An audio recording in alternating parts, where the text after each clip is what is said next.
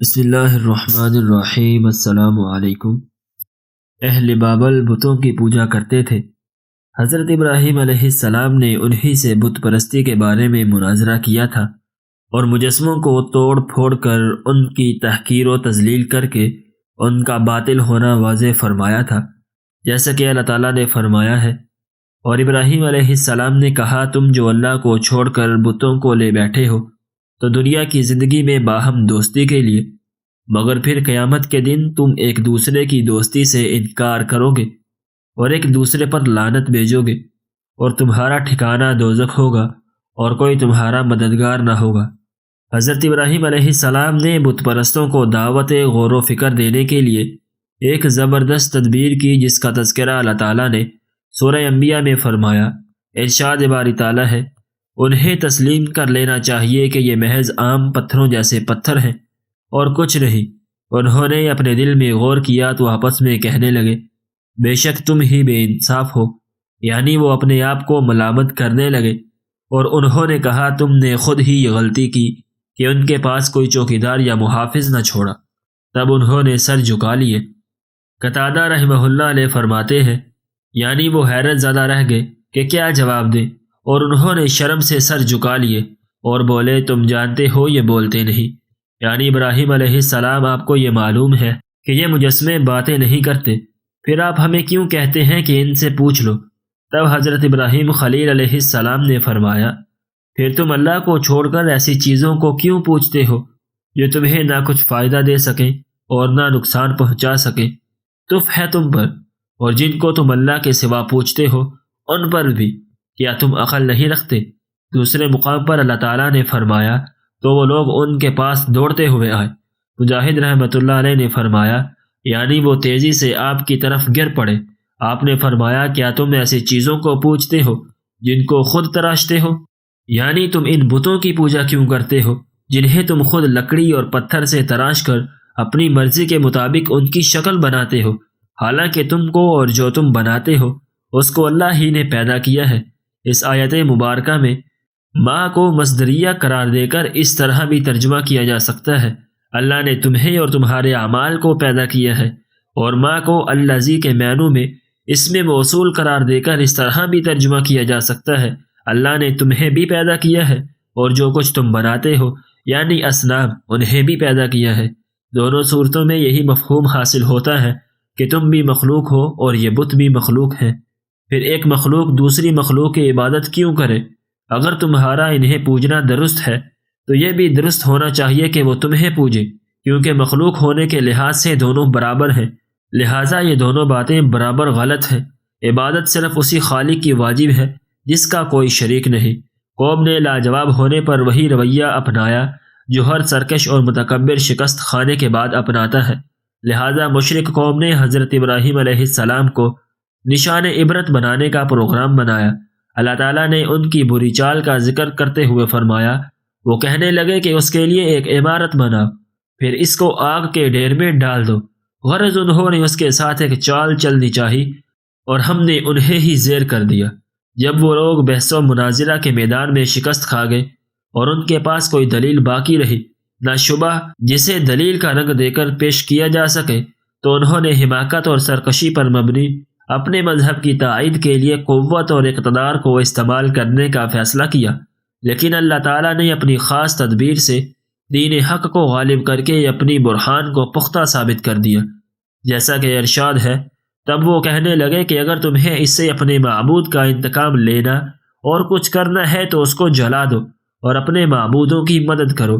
ہم نے حکم دیا، اے آگ سرد ہو جا اور ابراہیم پر معجب سلامتی بن جا۔ ان لوگوں نے تو ان ابراہیم کا برا چاہا تھا، مگر ہم نے انہی کو نقصان میں ڈال دیا۔ واقعہ یوں ہوا کہ انہوں نے ہر ممکن جگہ سے ایندھن جمع کرنا شروع کیا اور ایک مدت تک اکٹھا کرتے رہے۔ نوبت یہاں تک پہنچ گئی کہ اگر کوئی عورت بیمار ہوتی تو یہی نظر مانتی کہ اگر مجھے شفا ہو گئی تو ابراہیم کو نظر آتش کرنے کے لیے اتنا ایندھن دوں گی۔ پھر انہوں نے ایک وسیع و ہموار جگہ میں وہ تمام ایندھن رکھ کر اسے آگ لگا دی۔ آگ روشن ہوئی، بھڑکی اور اس کے شعلے بلند ہو گئے۔ اس سے اتنی بڑی بڑی چنگاریاں اڑنے لگی جو اس سے پہلے کبھی کسی نے نہیں دیکھی تھی۔ تب انہوں نے ابراہیم علیہ السلام کو ایک منجنیق میں رکھا جو ہزن نام کے ایک کردی آدمی نے بنائی تھی۔ یہ آلہ سب سے پہلے اسی شخص نے بنایا تھا۔ اللہ تعالیٰ نے اسے زمین میں دھنسا دیا، وہ قیامت تک دھنستا چلا جائے گا۔ پھر لوگوں نے آپ کو پکڑ کر باندھ دیا اور مشقیں کس دیں۔ اس وقت آپ یہ فرما رہے تھے، اے اللہ، تیرے سوا کوئی معبود نہیں، تو پاک ہے، جہانوں کے مالک، تیری ہی تعریف ہے، تیری ہی بادشاہی ہے اور تیرا کوئی شریک نہیں۔ جب حضرت ابراہیم علیہ السلام کے ہاتھ پاؤں باندھ کر منجنیق میں رکھا گیا اور اس کے ذریعے سے آگ میں پھینکا گیا تو آپ فرما رہے تھے، ہمیں اللہ کافی ہے اور وہ اچھا کارساز ہے۔ صحیح بخاری میں حضرت عبداللہ ابن عباس رضی اللہ تعالی عنہ سے روایت ہے، انہوں نے فرمایا، یہ بات حضرت ابراہیم علیہ السلام نے اس وقت فرمائی تھی جب انہیں آگ میں پھینکا گیا، اور حضرت محمد صلی اللہ علیہ وسلم نے اس وقت فرمائی جب آپ کو بتایا گیا کفار نے تمہارے مقابلے کے لیے لشکر کثیر جمع کیا ہے، سو ان سے ڈرو۔ تو ان کا ایمان اور زیادہ ہو گیا اور کہنے لگے کہ ہم کو اللہ کافی ہے اور وہ بہت اچھا کارساز ہے۔ پھر وہ اللہ کی نعمتوں اور اس کے فضل کے ساتھ خوش و خرم واپس آئے، ان کو کسی طرح کا ضرر نہ پہنچا۔ بعض علماء نے ذکر کیا ہے کہ جب ابراہیم علیہ السلام ہوا میں تھے تو جبرائیل علیہ السلام ظاہر ہوئے اور فرمایا، ابراہیم، آپ کی کوئی حاجت؟ انہوں نے کہا، آپ سے تو کوئی کام نہیں۔ حضرت ابن عباس رضی اللہ تعالیٰ عنہ اور حضرت سعید بن جبیر رضی اللہ تعالیٰ عنہ سے روایت ہے کہ بارش کا فرشتہ کہنے لگا، مجھے کب حکم دیا جائے گا کہ میں بارش برسا دوں؟ لیکن اللہ کا حکم اس سے بھی پہلے پورا ہو گیا۔ ارشاد باری تعالیٰ ہے، ہم نے حکم دیا کہ اے آگ سرد ہو جا اور ابراہیم پر معجب سلامتی بن جا۔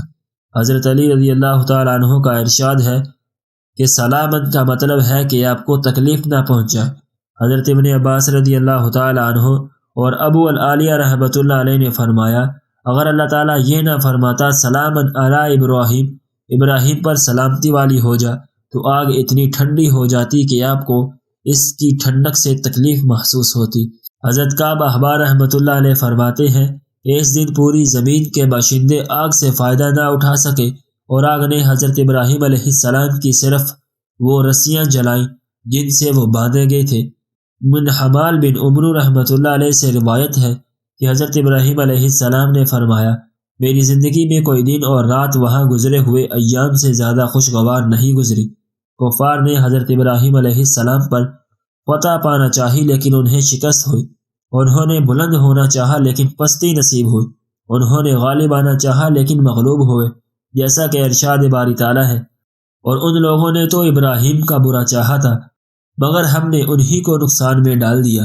دوسرے مقام پر فرمایا، انہوں نے ابراہیم کے ساتھ چال چلنا چاہی مگر ہم نے انہی کو زیر کر دیا، انہیں دنیا میں خسارہ اور پستی نصیب ہوئی، آخرت میں انہیں جہنم کی آگ نصیب ہوگی جس میں کوئی ٹھنڈک اور سلامتی نہیں، انہیں وہاں سلام بھی نہیں کہا جائے گا بلکہ اس کی وہ کیفیت ہے جو اللہ تعالیٰ نے ان الفاظ میں بیان فرمائی، اور دوزخ ٹھہرنے اور رہنے کی بہت بری جگہ ہے۔ ام المومنین سیدہ عائشہ صدیقہ رضی اللہ تعالی عنہا سے روایت ہے کہ رسول اللہ صلی اللہ علیہ وسلم نے فرمایا، چھپکلی کو قتل کر دیا کرو، وہ ابراہیم علیہ السلام کی آگ میں اسے تیز کرنے کے لیے پھونکے مارتی تھی، چنانچہ حضرت عائشہ رضی اللہ تعالی عنہما انہیں مار دیا کرتی تھی۔ حضرت نافع رحمۃ اللہ علیہ سے روایت ہے کہ ایک عورت ام المومنین عائشہ رضی اللہ تعالی عنہما کی خدمت میں حاضر ہوئی، دیکھا کہ ایک نیزہ موجود ہے، اس نے کہا، یہ نیزہ کس لیے ہے؟ فرمایا، ہم اس کے ساتھ چھپکلیوں کو مارا کرتے ہیں۔ پھر انہوں نے رسول اللہ صلی اللہ علیہ وسلم کا ارشاد سنایا، جب ابراہیم علیہ السلام کو آگ میں ڈالا گیا تو تمام جانور آگ بجھانے کی کوشش کرنے لگے سوائے چھپکلی کے جو پھونکے مار کر آگ سلگانے لگی تھی۔ ناظرین، اگر آپ کو آج کی ہماری یہ ویڈیو پسند آئی ہو تو ہماری ویڈیو کو لائک کریں اور اپنے دوستوں کے ساتھ شیئر بھی ضرور کریں، اور اگر آپ نے ابھی تک ہمارا چینل سبسکرائب نہیں کیا تو ہمارے چینل کو بھی ضرور سبسکرائب کریں۔